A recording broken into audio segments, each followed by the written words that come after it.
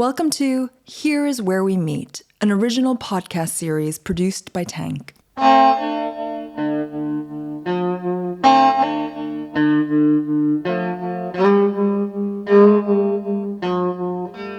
Michael Morris. And I'm James Lingwood, and you're listening to Here is Where We Meet, a series of conversations with just a few of the artists we worked with across 3 decades as co-directors of Artangel, producing extraordinary art in particular places across London, the UK, and beyond. Today, we're joined by theatre maker and performer Simon McBurney, with whom we revisit The Vertical Line, his subterranean collaboration with the late writer and art historian John Berger, produced by Artangel in 1999, deep below central London.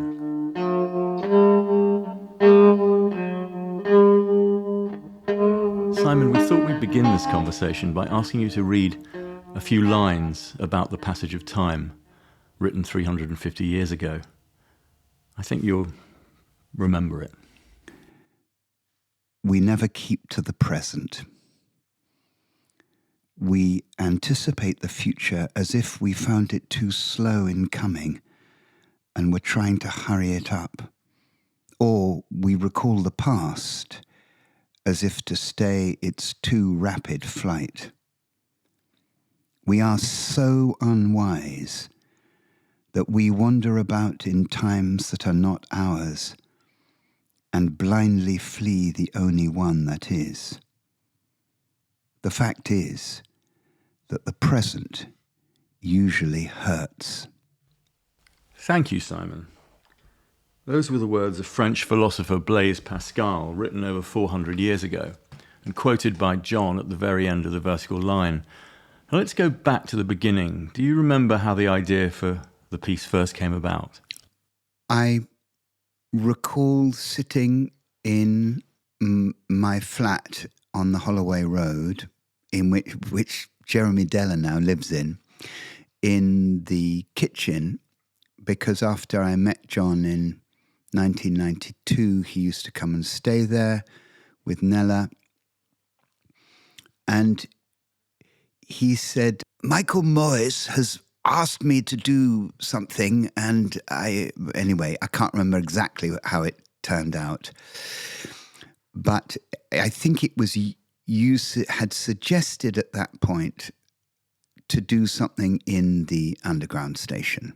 And then John presented me with a text which he said he had written and read using pots and pans somewhere in Germany. He said, worked very well. I don't think we need to do very much more than that. And I looked at it and I said, maybe, John, we do something about a journey. Right. And so started a conversation. And it's interesting, it wasn't whenever John and I did something together or something like this that he had instigated.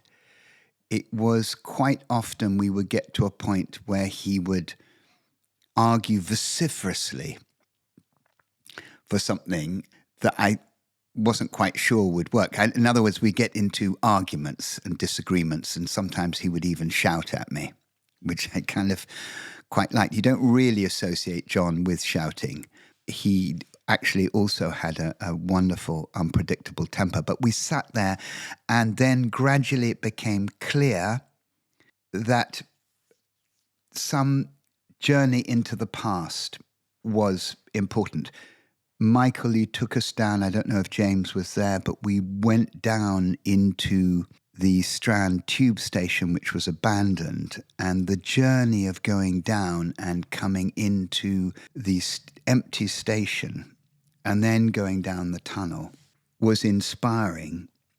And around about that time, I gave John a book about the Chauvet Cave, which was, I remember in 1994 when it was discovered, being absolutely thrilled because my father was a prehistorian. The book had just been published about 3 or 4 years after Chauvet had been discovered, and it took them a while to analyse the paint and discover that these paintings were 35,000 years old. And when I gave John this book, he was absolutely fascinated.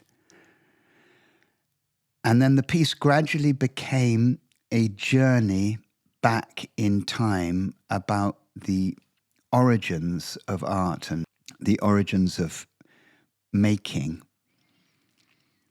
And then he had a piece that he had already written, and then we started to adapt it for 3 voices.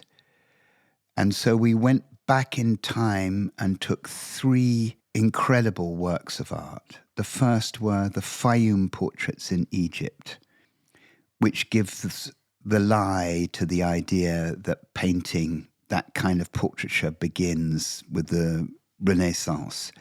And then the next piece we took were the standing stones in Corsica, which are just stones with a single line down the back of them, which represented the backbone of a human being. And finally, we took Chauvet Caves. So we went back 2,000 years, and then 4,000 years, 5,000 years, and then 35,000 years. And used the idea of descending into the earth as our physical metaphor. He wove in his experience of going to art school and then his experience of the Second World War, so that when we came onto the platform, we invited the audience eventually to lie down on mattresses so that they would remember what it was to lie there. And then finally, we took them down the tunnel, and he meditated on the people who had built the tunnel and the people who had died in building it, but at the same time took us into the Grotte Chauvet. And I remember him writing. I remember us coming out and he said, "It's very dark, isn't it?" And I said, "Yeah, it's wonderful." And I had this idea that it was also a kind of way for an audience to meet John, so they would see him on a video first, and they would hear his voice and my voice and Sandra Vaux's voice, who was the other actress. But they wouldn't see us or know that we were there until they heard John a long way down the tunnel speaking to them. And then he came towards them in light.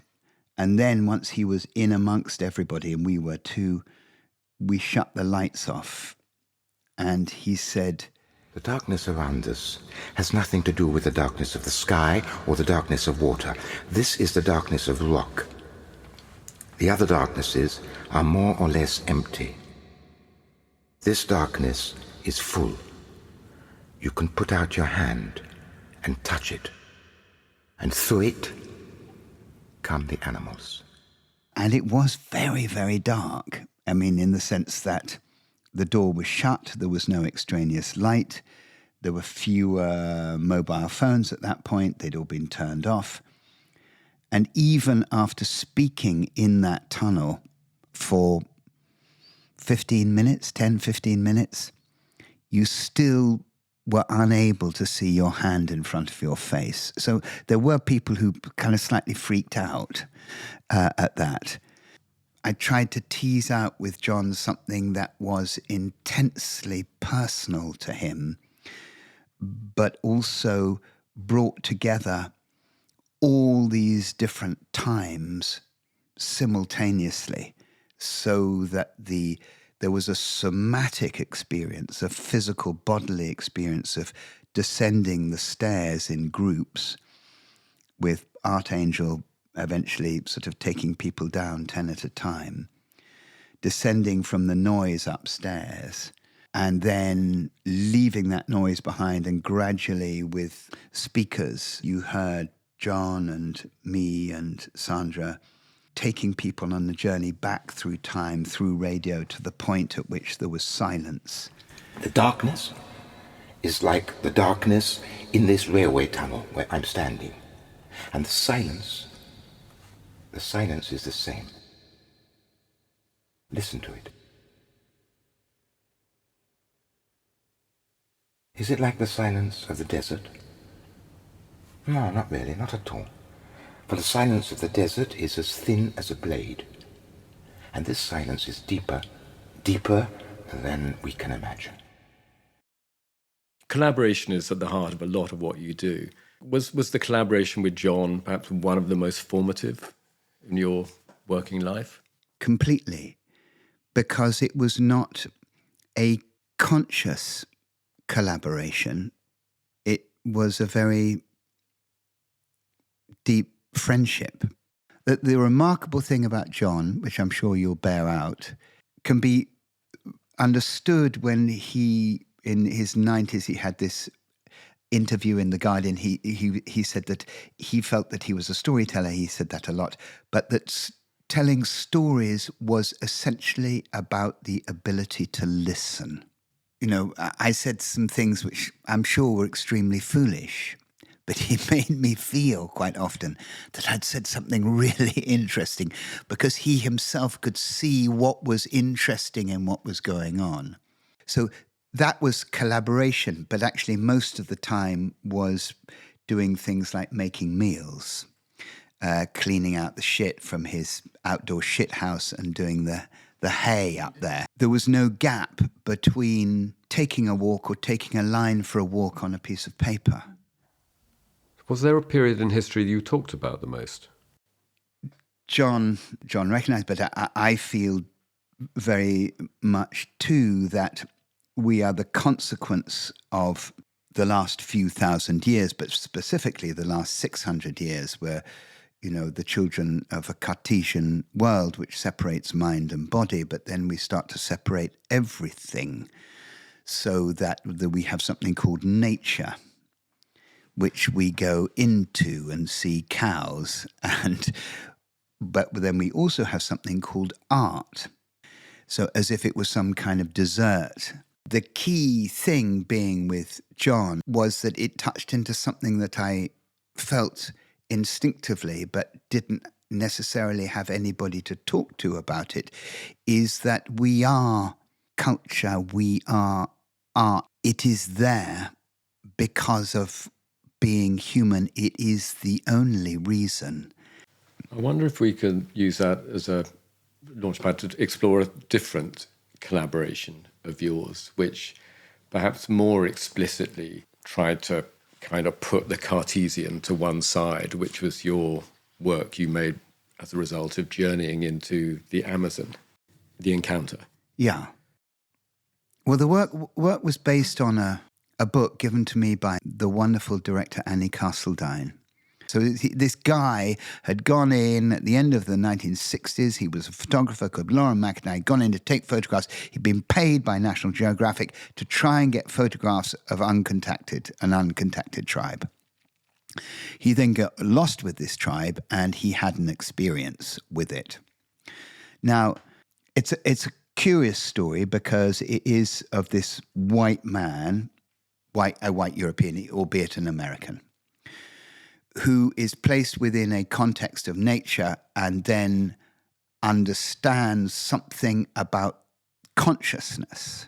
The story that he has told himself is not the story of the world. So this fundamentally interested me. How did you develop the idea of The Encounter? I mean, how did you find your own way into the material? There was something slightly peculiar about the story in the sense that it really is from this American point of view, and then the people that he goes to are out there. So first and foremost, I thought, well, I've got to go to the Amazon. I went to the Amazon. I spent time with different indigenous peoples. And one of the things that interested me was this question of how we think, and consciousness. And I had been doing these workshops saying, well, where are you conscious, James? You know, if I was to say, point in your body, where do you feel you are? A lot of people feel I'm somewhere behind my eyes, somewhere here. When I asked some of the people that I met, who were very deep in the forest, and one of whom's he's a wonderful filmmaker from the Xingu. When I asked him where was his consciousness within his body, he pointed at the forest. And I thought, I haven't made it clear. I've got to try and tell him, but the whole thing about where you think, where is your thought process and so on. And at a certain point, because he kept on saying, well, it's the forest, and I realized that I didn't understand. That as far as they were concerned, there wasn't a gap between what was inside here, what we think is inside here, and what is there. So there was a continuity in the same way that within their village, there isn't a sense that I do this and you do that. There is a sense that the entire village or community think together, that their inner world is collectively shared. And so when I decided to tell the story, I wanted principally to begin by exploring how do you get into somebody's head. Well, how did you find a form for this thinking together?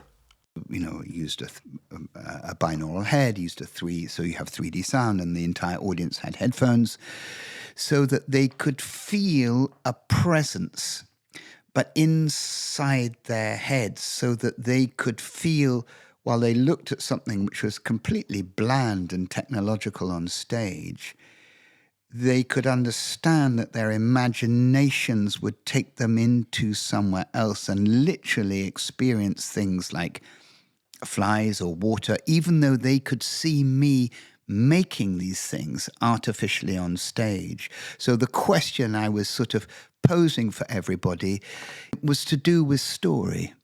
What are the stories that are making the way that we think? Because the stories that we have which go to make up our culture or the way that we think we are and who we think we are just stories. They are narratives. And these narratives we are very stuck on. I'm stuck on. I'm no different from anybody else. And so to try and find a form that questions that and at the same time tell stories and at the same time try to tell the story of my daughter, who was asking me what the piece was that I was making, so that her emerging consciousness was involved in the process as well. That was the attempt with it. I interviewed the teacher I had in Paris, this man called Jacques Lecoq, in the middle of the 1990s, and I've got about 400 or 500 pages of stuff, conversations with him, which I've never made into anything. But I remember him asking him about consciousness. He described his unconscious as like a huge lake which has no bottom, which he wanders around the edge of and occasionally looks into.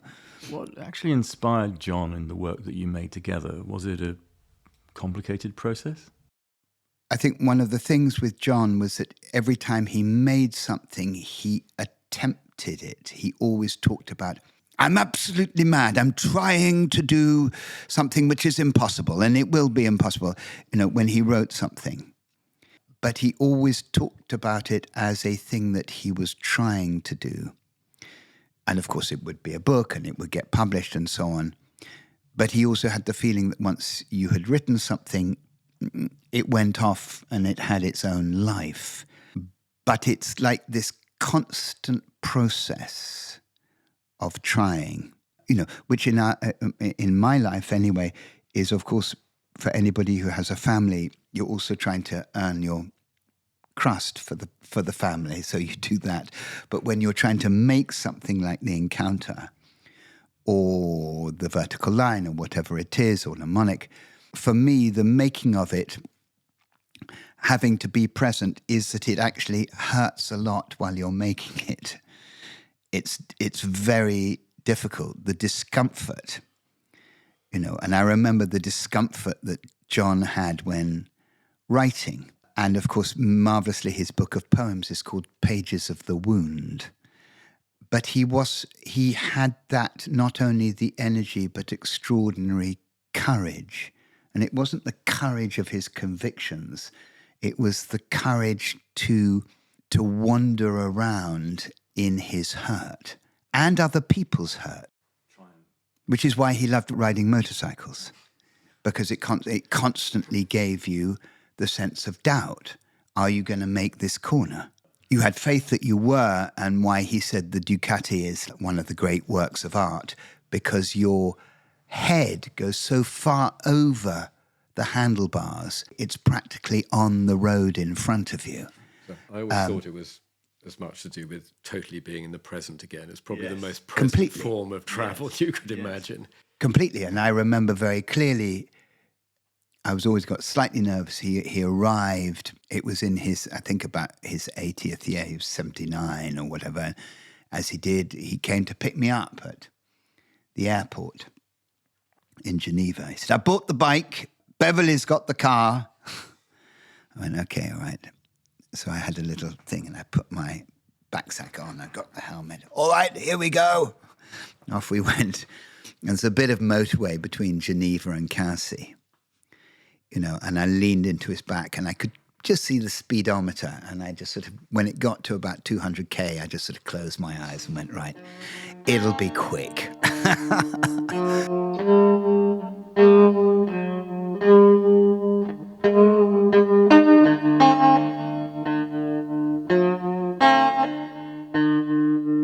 Here is Where We Meet is devised by James Lingwood and Michael Morris, co-directors of Artangel from 1991 to 2023. The theme is composed by PJ Harvey. Millie Roberts is the production manager, and Matteo Pini is the editor. Nell Whitaker, Sorab Golsorki-Ainsley, and Thomas Ruche are executive producers. Otomi Larcher is the graphic designer, and Stephen Lewin is the audio engineer. Here is Where We Meet is an original podcast by Tank and is available on all good podcast platforms. The series is dedicated to the memory of John Berger, from whose book of imaginary conversations its title is taken.